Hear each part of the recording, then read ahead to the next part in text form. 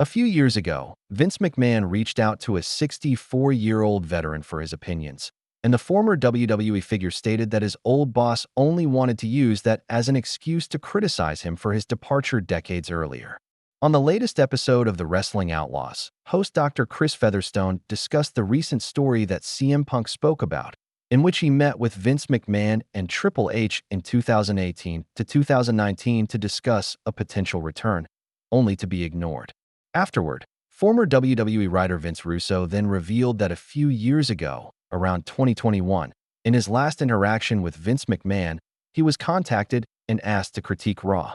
However, Vince Russo felt that McMahon would use this as an excuse to verbally attack him, accusing him of acting out of revenge for his departure decades earlier. Brock Lesnar's return to WWE, despite not being fully cleared in the Janelle Grant lawsuit, has led many to speculate whether there is a possibility that Vince McMahon could also return in some capacity.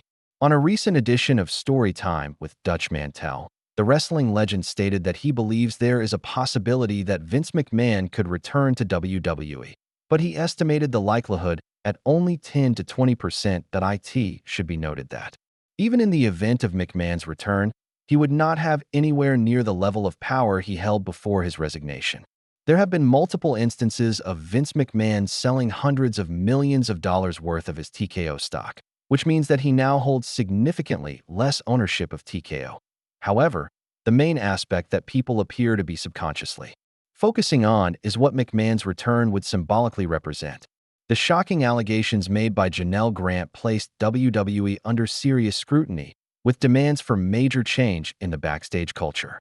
While it only represents a small fraction of vocal fans, the return of Brock Lesnar indicated to some that the backstage culture has not changed as much as they had hoped. There is nothing to confirm that this is the case, of course. Regardless, the discussion continues.